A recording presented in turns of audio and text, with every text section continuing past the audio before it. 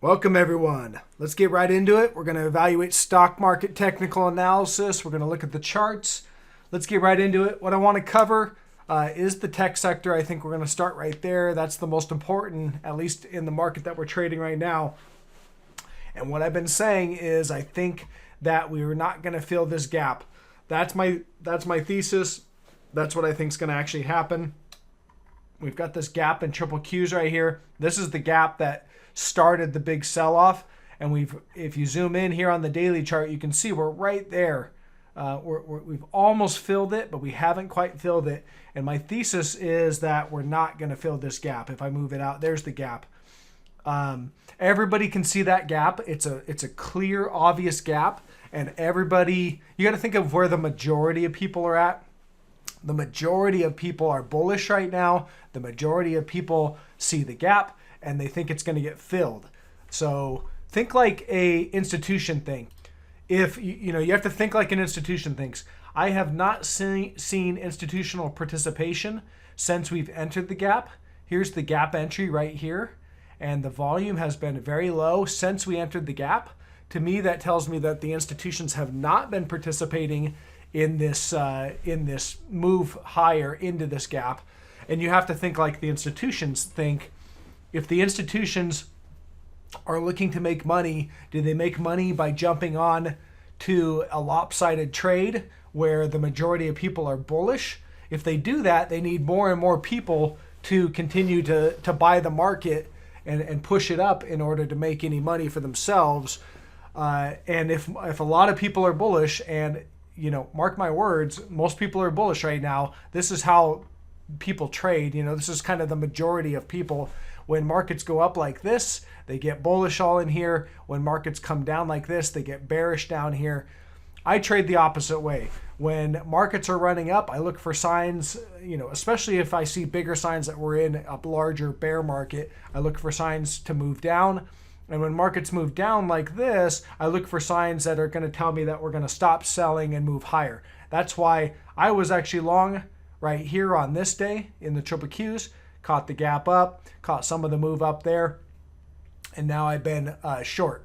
So if a lot of people and the majority of people are bullish right now, where do institutions make their money? Well, for the most part, they're going to make their money by getting the most people, the bigger bulk of people who have been bought, who have bought bullish, to panic sell and flip over and sell their positions and create a move down. So that's just fundamentals. Doesn't mean that plays out to the technicals. Let's get into the technicals. Here's the futures. As you can see, we're just kind of topping out sideways right above this major area. This big area goes all the way back to 2020, and it's just a large area of it's a big trending area, and we popped above that area right here, but we've not impulsively been able to break out. We're just kind of chopping sideways. So nothing right there as of right now. This could be just the stop raid right up in here. We'll need to see a recapture of this back down. So again, have to watch for that. But let's look at the Qs. Here's something I want to point out. Look at the hourly chart here and look at what just happened.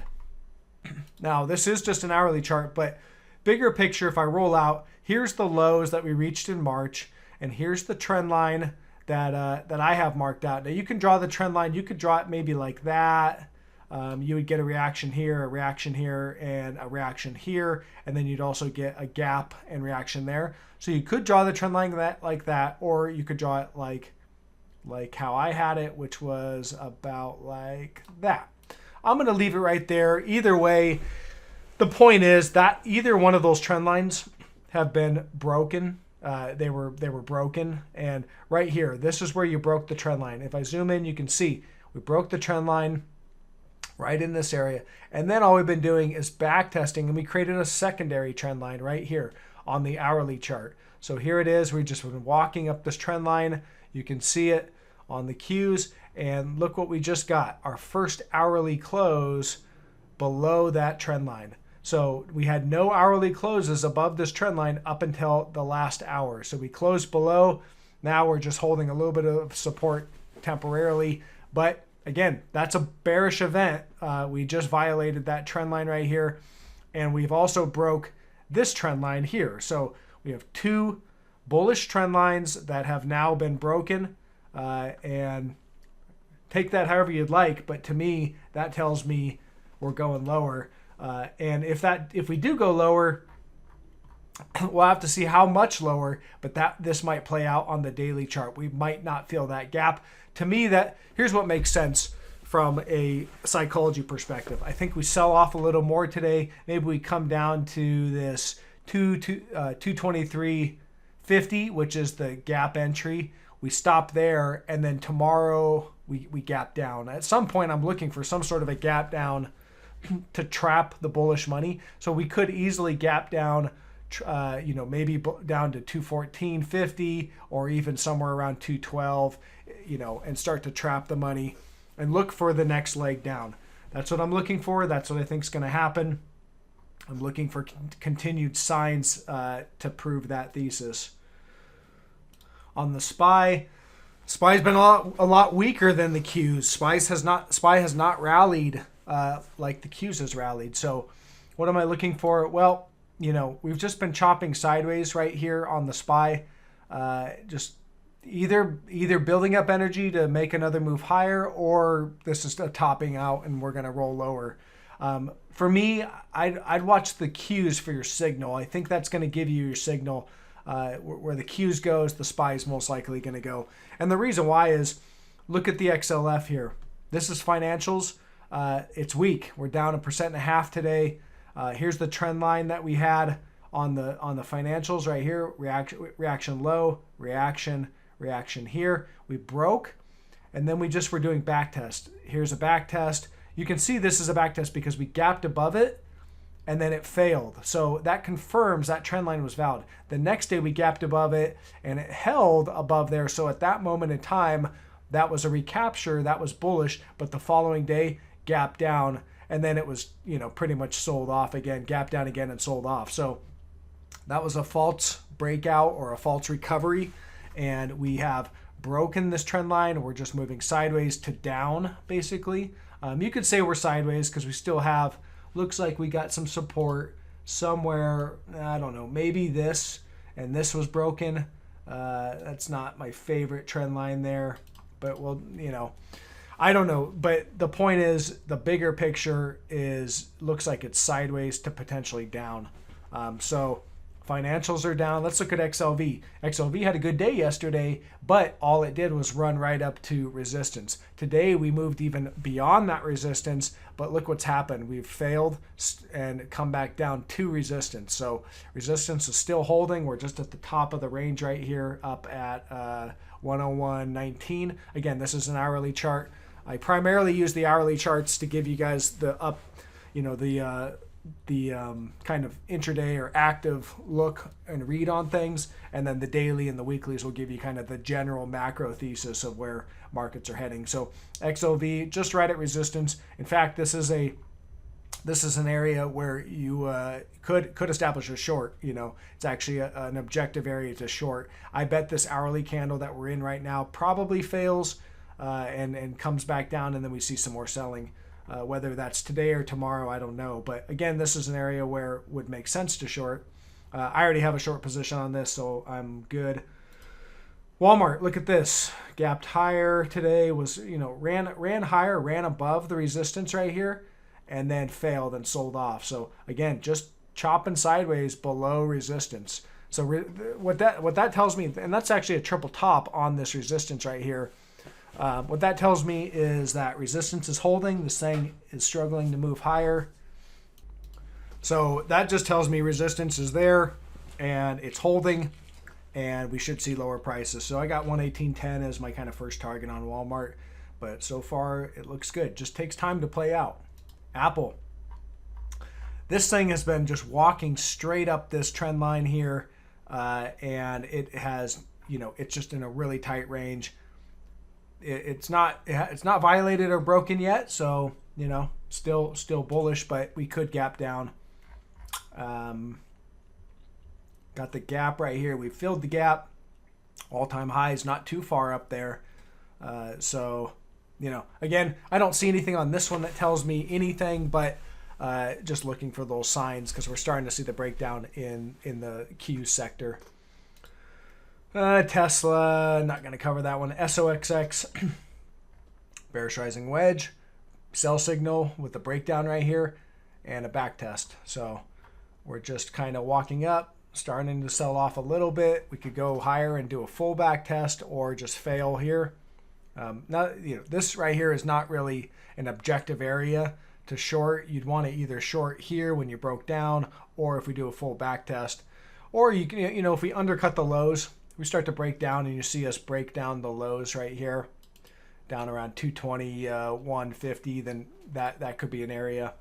But for now, we'll just let this thing continue to trend. Okay, let's look at gold miners real quick since I haven't covered those.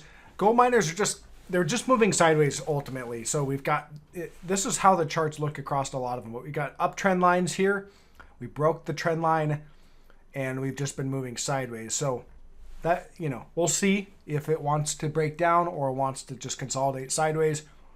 Could do either one.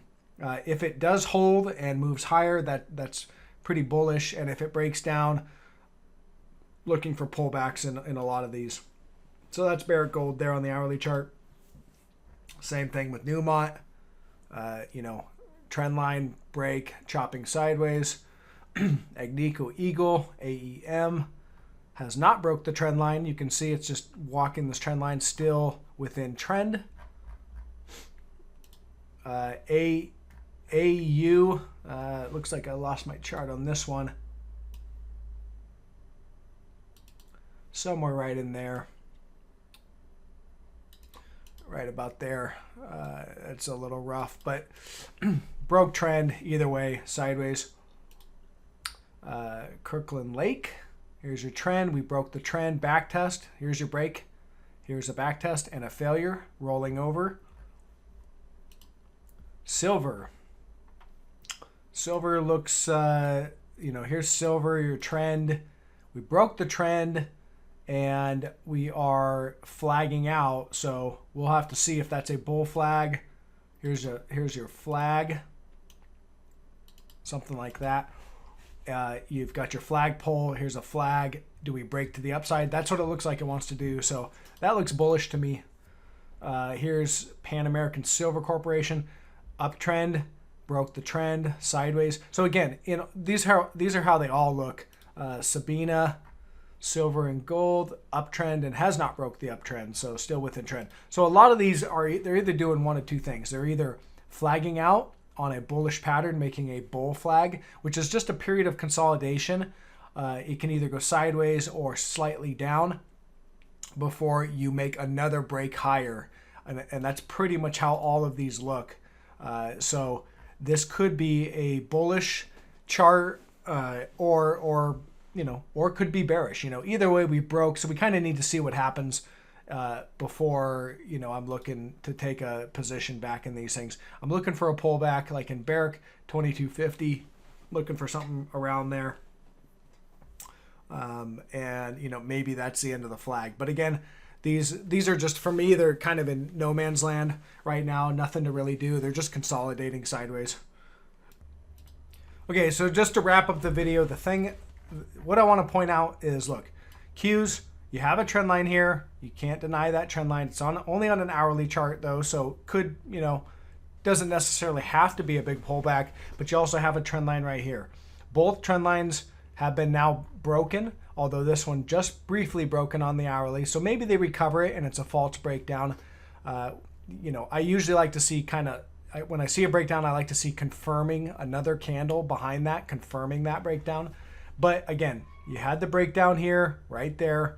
You also had a breakdown now on this one. XLF, you had a breakdown of the trend line here and a back test and a failure, and we're rolling over. XLF is weak. And XLV is, you had the breakdown of the bearish rising wedge, moving sideways, ran up right to resistance, and resistance is holding. So those three right there, in the near term, I think that they look like they're all going to break down. So that's bearish. That's my read on it. Thanks, guys. Thanks for following along. Catch you on the next one. Bye.